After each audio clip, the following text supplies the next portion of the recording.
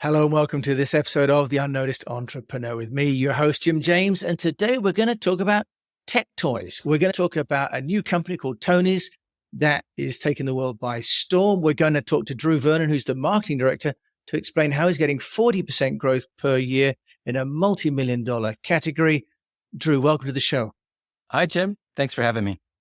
Well, look, thanks for coming on the show because Tonies, the company that you represent in America, has been in America just for a couple of years, and you're getting 40% growth in a very competitive category, which is in the, toys for the young people, the 2 to 5 up to 8 years old category. So, Drew, you're like number one personnel in Tonies in America. How are you building the brand? How are you getting it to take such stellar growth?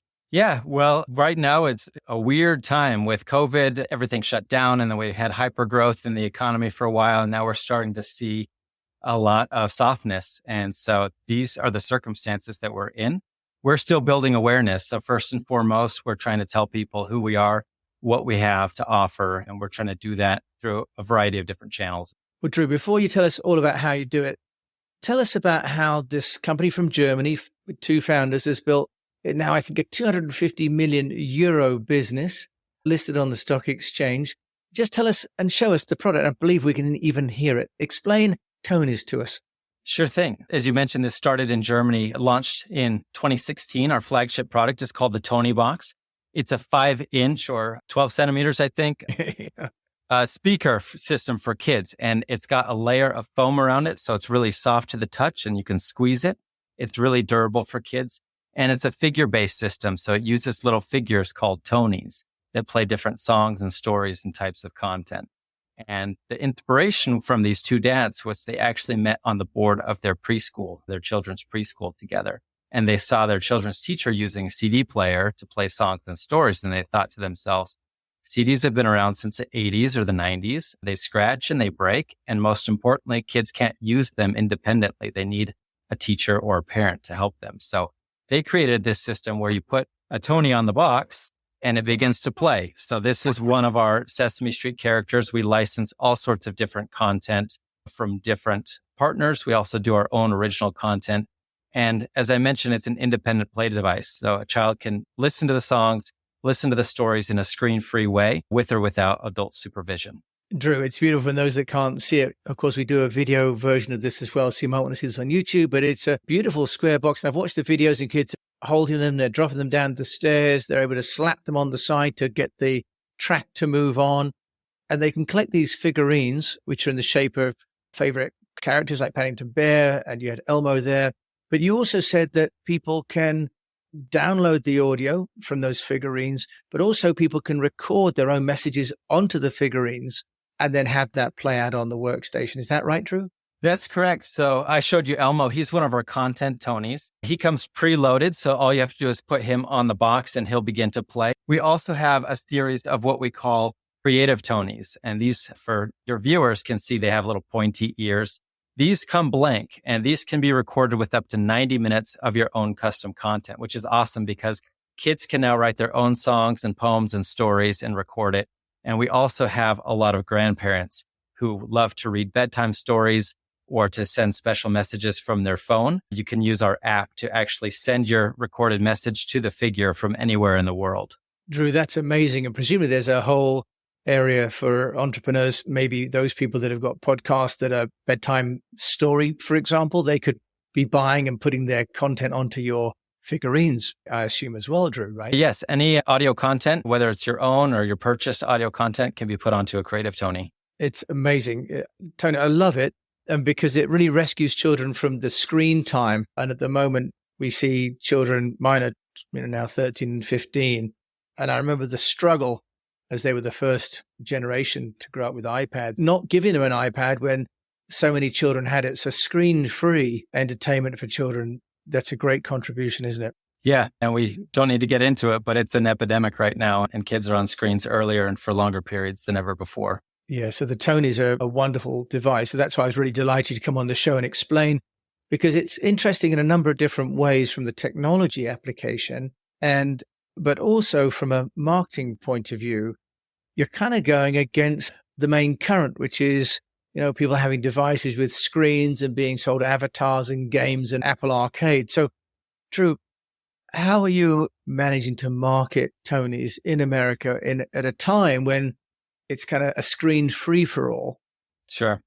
Yeah, it's kind of counterintuitive because we're sitting here as a screen-free device. We want to get your kids off of screens, but largely we have to show you what it is on a screen, and we have to visually demonstrate what this is and what it does. And so we're going to find parents, basically. We're marketing to parents, moms of young kids. We're going to where they spend their time on their devices through entertainment channels, and we're showing what the Toniebox is and the benefits they can provide for your household. Can you just take us through that? Because obviously the product's made in Germany or it's designed in Germany. I'm not sure where it's made, but to get into America, especially as it's got RFID chips inside the figurines, from a compliance point of view, just at the top of the supply chain, what did you have to do and what do you have to display, for example, in advertising and on the boxes to show that it's FCC compliant?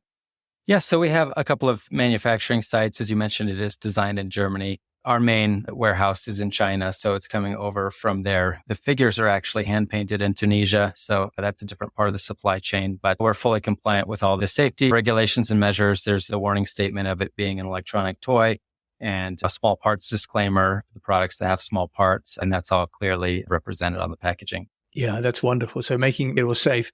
And then in terms of what you've been doing to get the product in front of consumers and the media, because as you mentioned earlier on, you've got to show people, they've got to see it and feel it. You've got great videos on your website, but can you tell us what's been, for example, the strategy with regards to media relations, Drew? I think really showing the uniqueness of the product, and that's always a challenge, but also a blessing. If you go to Toy Fair, as I do, you can walk the rows. We shut down for a couple of years, but getting back to Toy Fair, you can walk the floor for 3 or 4 hours and you'll see hundreds or thousands of manufacturers that are, I shouldn't say this, but they're selling a lot of the same things. And so the Toniebox is genuinely a unique new product category. And so our approach is to show not just the breakthrough innovation that the Toniebox provides, but the educational ramifications of being able to give a young child for the first time ever screen-free, on-demand library access to the world around them. And that's a very powerful opportunity, in my opinion. Drew, when you say there's education and sort of research, do you have any research that you've commissioned or are you working with any organizations to help validate that? Because it's an easy claim to make, but not necessarily an easy one to substantiate. Yeah.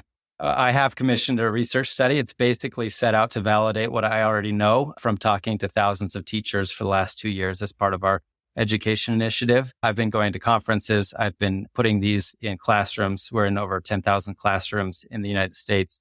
And it's great for centers. It's great for circle time.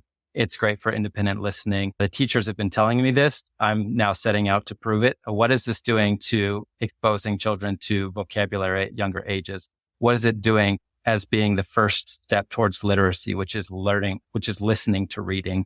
And that we even have sleep products that are helping kids fall asleep. So I'm also studying how to quantify those types of. Now, if you're putting thousands into schools, for example, can you just tell us as well, what have you been doing? I mean, you mentioned about the research, but what have you been doing with media trials? Have you been working with a few magazines or TV stations, Drew? Any guidance you can give us on your learnings from doing that? Most of our media approach is just getting a box into the hands of the publishers and the editors. We've seen some success there in terms of winning awards. So we won, Fast Company, Most Innovative Education Company, Good Housekeeping, Best Toys. The Toy Association nominated us as a finalist for Preschool Toy of the Year. So we are working, and I'm happy to continue working. And anybody who's interested in getting a Toniebox, I'd love to put them in touch with one.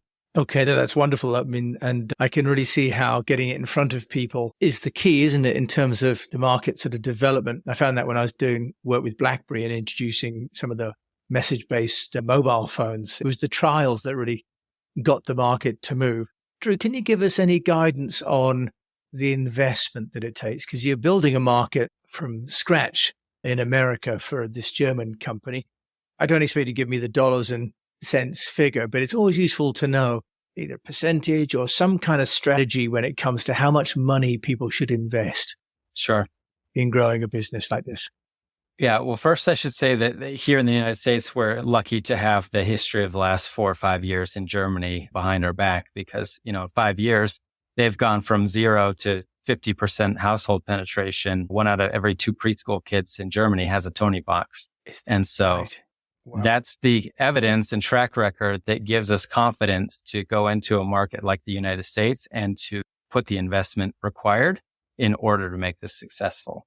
And the other really nice thing about the business is that it's what we call a blades and razors model. So if we place a Tony box into the household, we know that's not the end purchase. That's the starting point. So that's why the toy category is a hockey stick seasonality. Most companies are doing the vast amount of their sales November, December.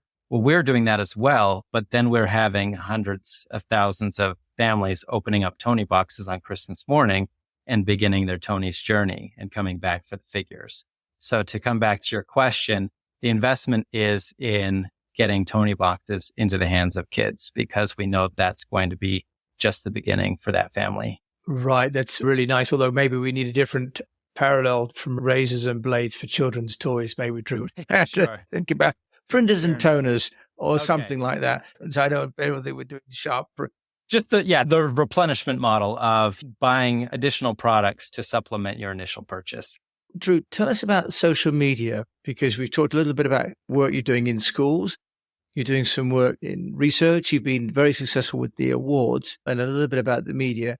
You haven't mentioned social media yet. And plainly, the users, the consumers are, as you say, 2 to 5, maybe up to 8 years old, but the buyers are not. So how are you managing social media?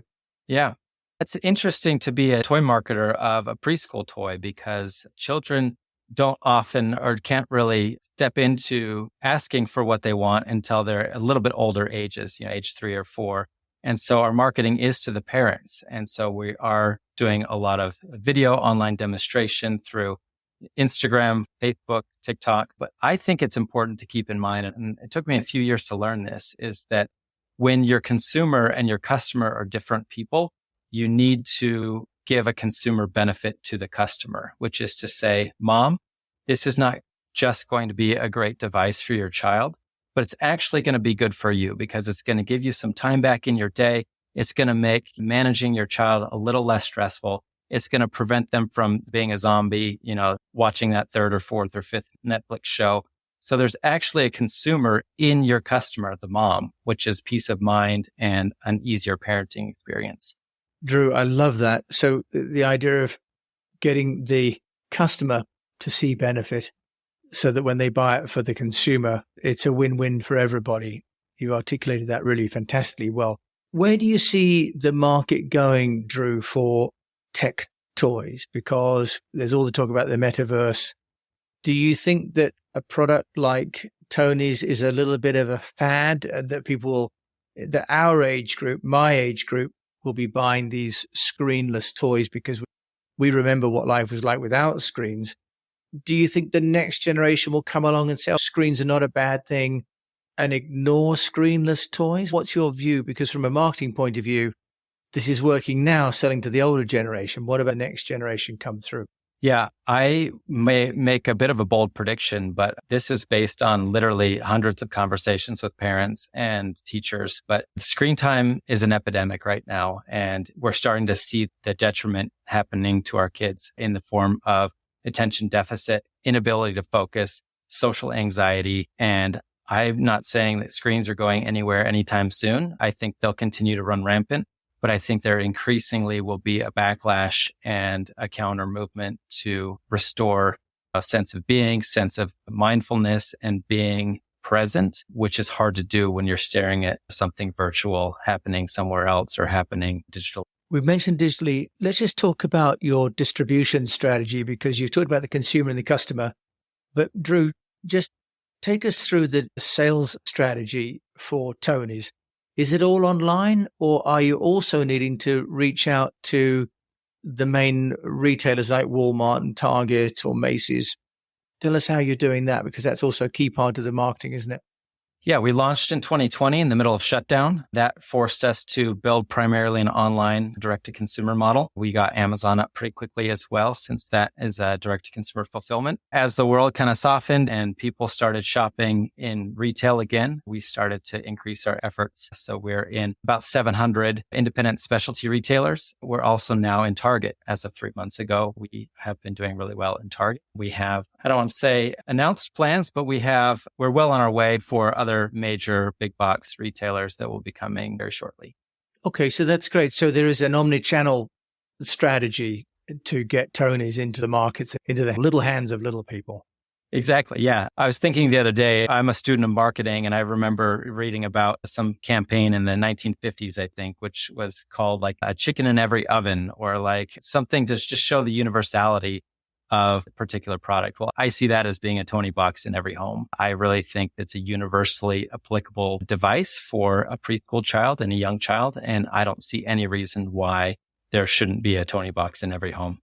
Drew, as we close out, you're a marketing director. You've worked for Lego, for P&G, and now you've had your own business. And now you're driving the marketing and sales for Tonies in America.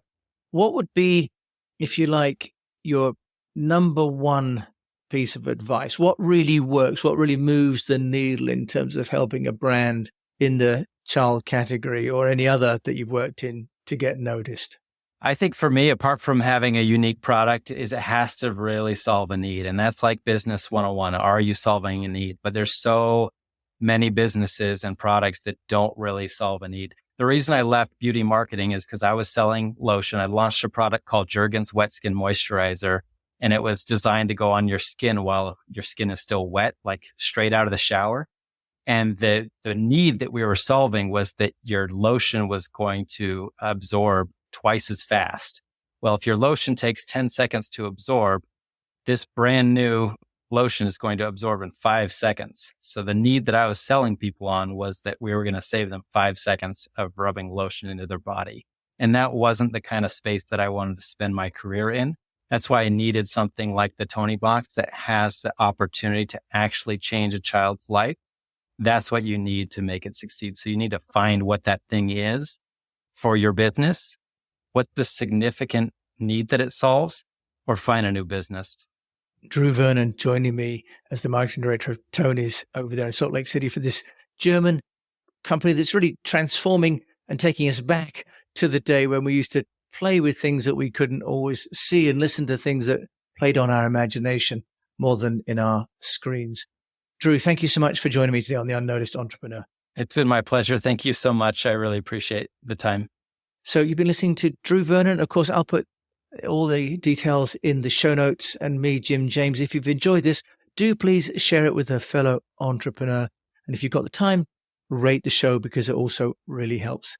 And until we meet again, I do encourage you to keep on communicating.